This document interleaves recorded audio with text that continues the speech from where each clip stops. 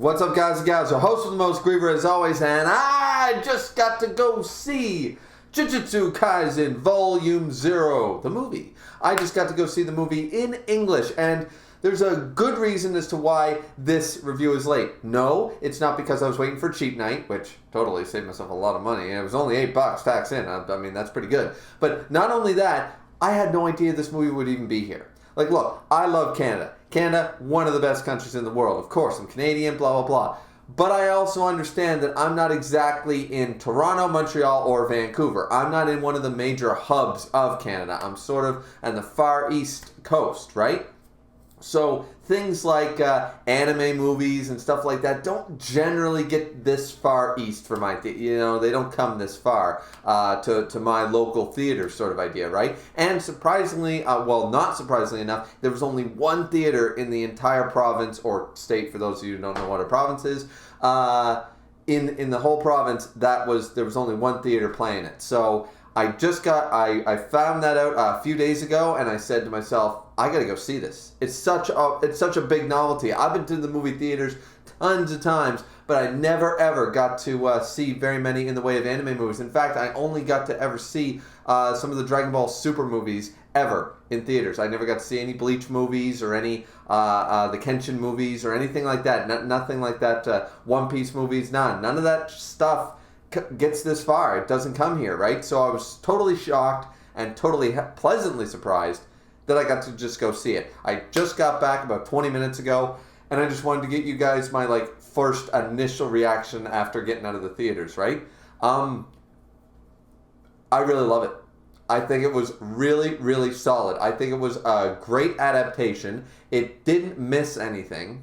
I reread Volume 0 yesterday, the day before, just to make absolutely sure that I had all the information, and I can't recall a single thing that was missed whatsoever. Now, granted, I saw this in English, not English dub. I didn't see it with Japanese with English subtitles, though that was an option at the theater. I did actually just go watch the English dub version, which I enjoyed. The VAs did a fantastic job. I have not seen the JuJutsu Kaisen anime, so I'm not sure if Gojo's the same voice actor, Maki's the same voice actor. I'm going to assume they are, but they might not be. Either way, these voice actors did a fantastic job, and I just really like the pacing. The only thing I can complain about, honestly, in this movie, before we just start going fangirling all over this movie, is the fact of the matter is that the pacing of a manga chapter does not necessarily translate perfect to a seamless movie, and it did feel a little choppy at parts. You could tell when a chapter ended, because there was 4 chapters or what have you for Volume 0, you could tell where the cut was,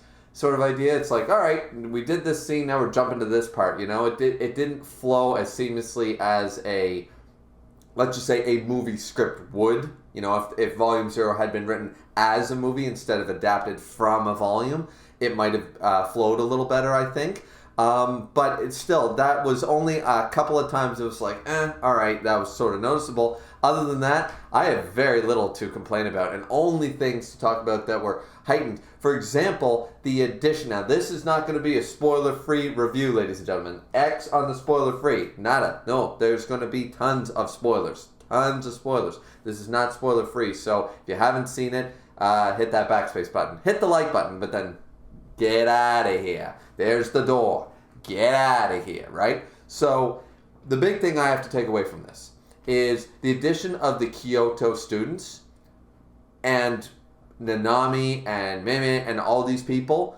That made that made a huge amount of sense. Now, granted, there's one person I'm noticing that's missing. One key person that I'm noticing that's missing that should have been there roughly at the time. Actually, a couple of people that maybe, they were trying to just do some more cameos. They weren't trying to really infuse anything too greatly to mess up with the manga, with the canon of the manga and stuff. But I noticed a couple people that might have been there or should have been, given the time period we were looking at. Where was Hikari? Just saying.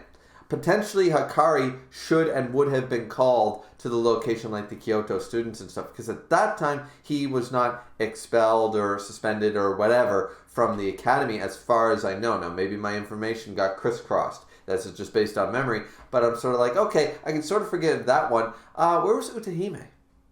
That's the big one that I noticed right away, because we had Nanami, there was Mei, there was Soka, there was all those people, like all the people we met. The dude, I always forget his name, but the dude with the hat who was always trying to impress Nanami, the guy with the net hat and stuff. They had all, the grade ones and blah blah blah. But no Utehime was there. And I found that just a little strange. Was there a reason for that? During that time, was Utehime somewhere else? And was that told to us in the manga? I probably forget that. Let me know down in the comment section down below if my wires were crisscrossed here. That there's a reason Hakari wouldn't be there. There's a reason that, Utehime wouldn't be there, etc., etc. If you guys could let me know, that would be fantastic. So anyways, that being said, the cameos themselves were awesome. Seeing all these people in the background, this did not happen, of course, in Volume 0. It was just eye candy for us, the fans, because at this point we had grown to know these characters. They were only there for a few minutes, like Toto showing up. Toto showed up for, just one scene, but it was awesome to see him, right? And that's the point. These were background cameos. They weren't meant... Nanami had a good stellar moment. Mei had a stellar moment sort of idea. Everyone got like one good shot where it was like, okay, look at them kicking ass. They're pretty badass. And that was just the point. That was simple eye candy edited scenes for us, the viewers, right? And I definitely appreciated them. So if we didn't get all of them, that's fine. I just find it weird that like 3/4 of them were there, but some of them weren't. But yeah, as I said, the adaptation was handled quite well. As I said, they weren't missing anything. The opening song was beautiful. That opening credits song was so nice. It definitely didn't fit the simple Yuta brushing his teeth, waking up in the morning and walking in a park. That did not suit that song at all. However, the song was good and I was getting hyped over this.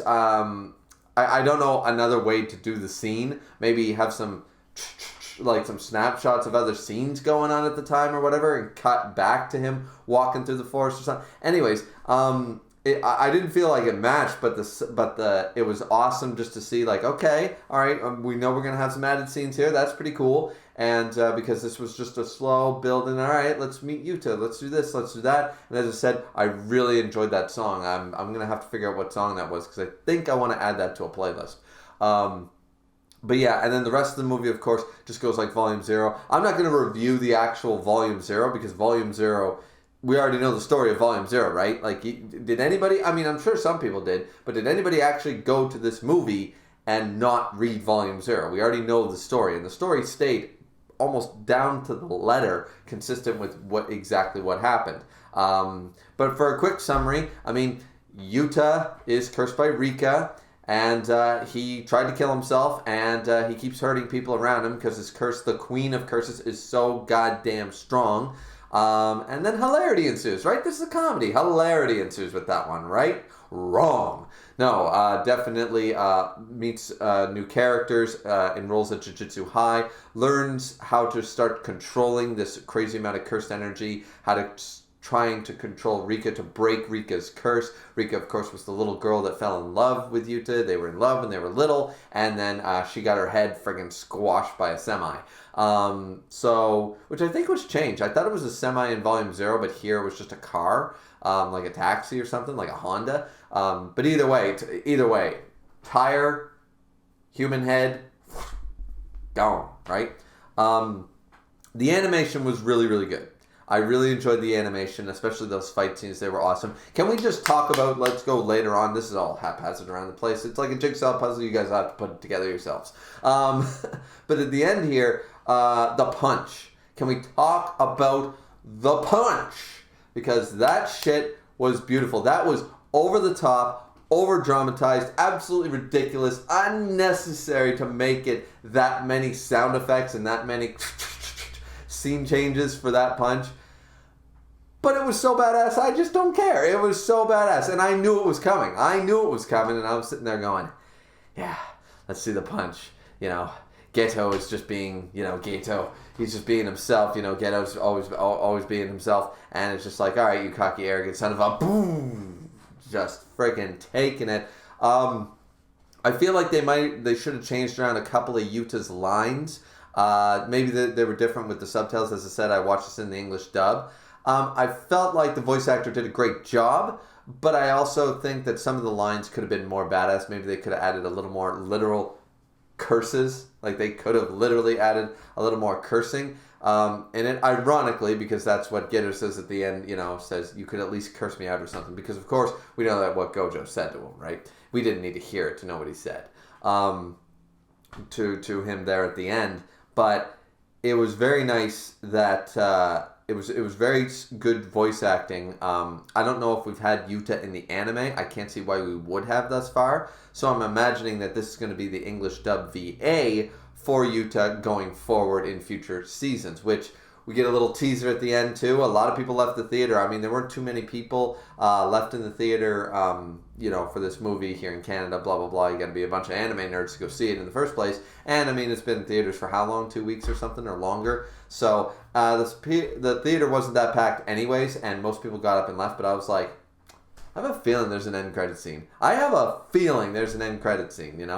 I did wait, and I was not disappointed because we do get a teaser for, I guess, season 2, season 3, etc. A very different scene, but we get to see Yuta with his new haircut, looking fantastic, looking like a total boss, meeting up with Gojo, and the crazy dude with the insane cursed whip powers that was fighting Gojo here, which we get extended. What I like is that here, none of the dialogue is extended to make it more mushy or anything like that. Like, as I said, one of my complaints was a little bit of the choppy transitions between clear chapter cuts. However, I didn't want them to fill that up with a bunch of useless scenes that didn't happen, especially between the characters that are currently in the series. Like, we got some extra scenes with Yuta, but Yuta just being Yuta. We got some extra scenes with Yuta and Rika's childhood, but it was just them meeting at a hospital, meeting them playing. I guess they were hospital when they were kids, but they seemed fine playing in the sandbox in the park. So sure, put those scenes in. They're not going to change anything. All they're going to do is make us feel a little more for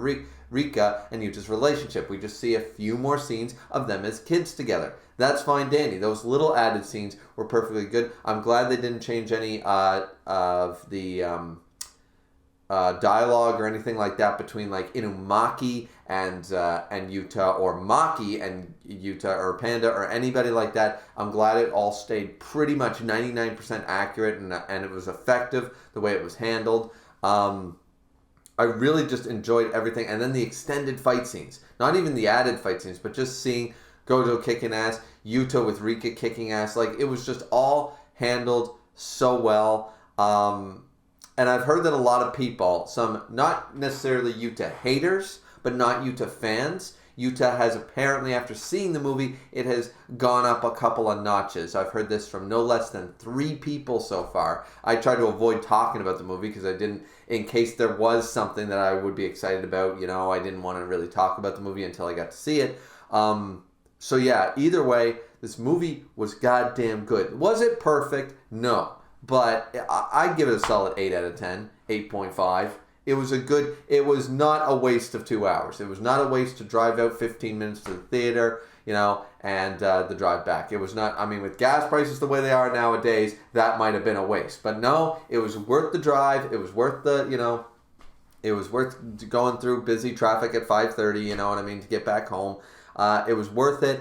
It was a really good adaptation. I love the soundtrack. The voice acting was so good. Rika's sound effects. I love the voice acting for Demon Rika, for the Queen of Curses herself. It was awesome. When she said, "Don't get mad at me, don't hate me," and you just like, "I don't hate you. I don't hate you. It's fine." I was like, these are the scenes I was looking for. I was like, yes, she's jealous of Maki and all this stuff. I liked everything. Once again, this was all done in Volume 0. Maybe I would have had a bigger impact had I not read Volume 0 before I went. And I'm not sure. Maybe I shouldn't have reread Volume 0 because I was seeing all the same scenes and I was remembering all the lines, so I'm pretty confident. But at the same time, I think I would have rather almost be pleasantly surprised. I sort of have a teensy bit of regret about rereading Volume 0 so quickly as to seeing the movie. Because I forgot some scenes and I forgot some stuff, you know what I mean? So I think it would have been nicer to experience that, without having all the page by page, where it was such a true adaptation, of course. But yeah, soundtrack was good. I don't even know what else to talk about. The animation is solid. Once again, anime. If it's anime, you definitely need solid animation. You want that solid animation. It's up to the manga to do the good storytelling, good character writing. It's up to the movie or the anime to make that shit look awesome in color, right? That's basically the point of a solid anime. Granted, it's not everything. But two of the biggest things are animation and sound. These are the things. You're adding color, animation, and sound are the three big differences. I would say they're the three core things that make a manga and an anime different if you went panel by panel. It's color, animation, and sound. And I think they did all three justice. The animation, especially some of those fight scenes, that Nanami stuff, boom, baby, that was sexy. And Gojo, the Gojo stuff, yeah, with the eyes, they got those eyes perfect. I know that the anime has already done this, but to me, who's only seen clips of the anime, this just looked really solid. And then the soundtrack, as I said, I'm going to have to add that song to my playlist. I love that song. I don't know, something about mixing Japanese with English singing. Whatever. I don't know if it was different in the Japanese movie, but there was English lyrics thrown in there too. And it was just really solid song. I really liked it. So, little punk rocky a little bit, which is not my favorite genre, but it worked. Yeah, this is just a really good movie. And I didn't find, I did hear one thing, that some people found the whole him talking to Rika and kissing Rika thing awkward. But they handled it very well. They handled it just like the manga. They handled it in the exact same way. And I felt it worked. It worked perfectly. And then he went all out, and it was awesome, especially when, no, this is pure love. And he's doing the Gojo thing. He's like, yeah, let's do this, bitch. And we got to see a couple of extra scenes. At least I believe they were extra scenes between Gojo and Gito about a past scene where they were talking. I'm not sure if it's super accurate to the adaptation. It looked like, but we got a couple of screenshots from hidden inventory and stuff. And just overall the movie, it didn't oversell itself. It was an adaptation of Volume 0. It stayed true to that. We got a couple of cameos from some fan favorite characters. That was great. And at the end of the day, though, as I said, a little choppy, I'm glad that they didn't try to overzealous themselves. I'm glad that this movie was stuck at the 2-hour mark and they didn't do like 2 hours and 20 minutes. Like, I didn't need 20 more minutes. Though it would have been cool, I don't need another 20 minutes. Every fight scene was extended from the manga. Every single one. I'm pretty confident in that. Maybe that first battle against the curse in the school was the same. But almost every fight was extended, especially the end fights in Kyoto and stuff like that, and the fights, or not Kyoto, wherever they were, and the one at the school. There was extended scenes, extended fights there, and it didn't try to overdo that too much. It just stayed true to it. Good adaptation. Now I think I'm just running in circles now because I like the damn movie, okay, guys? I like the damn movie. I think you guys would all like it too. It actually makes me want to watch the anime just to see, because, it is nice. It's very nice. I'm very happy when I get to see those things. Like, I don't keep up with a whole lot of animes anymore, but I do like to see when a good manga is handled with a good soundtrack and good VAs. Those are the core things that matter the most to me. And clearly JuJutsu Kaisen knows what it's doing. It would probably re-enhance a lot of the things I like about JuJutsu Kaisen. It would probably re-enhance those feelings, and I'd probably like JuJutsu Kaisen a lot more if I ever find the time to watch Season 1, because it is a really good series. And Volume 0, I don't know, I just said that Hidden Inventory is better. It's the best arc, and then followed by Volume 0 for me.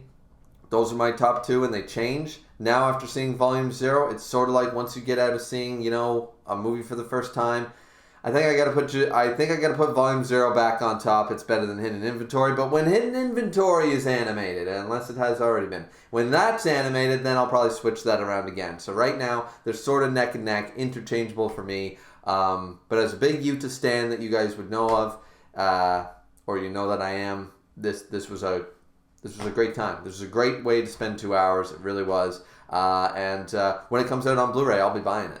I try to buy anime that I really like, especially anime movies like the Broly movie and things like that. The Kenshin movie, the Inuyasha movies. I buy when we get a good movie. I love buying them. I love owning those movies. So yeah. Anyways, that's it for me. I hope this review wasn't too long. I'm trying to longer than 10 minutes. Try to get it under 30. Right? That's like a sweet spot for a full movie review, I think. But anyways, I hope you guys enjoyed. I hope you guys saw the movie, and if you did, let me know what you took away from it. Do you disagree or agree with anything I've said in this review? Let me know down in the comment section down below. Don't forget to like, comment, subscribe, and fourth and most importantly, drink responsibly, as I always do. And we will see you guys back here next time for, well, if they make another movie. But we'll see you back here next time for JuJutsu Kaisen Chapter 179 review. That's going to be a stellar chapter, so stay tuned to that. If you're not caught up with the manga and you saw this movie, get caught up with the manga, because we got some good shit happening in the last few chapters of the manga. Culling Game's not the greatest arc, but it's pretty, so far it's starting to go up. So anyways, we'll see you guys back here next time. Bye-bye.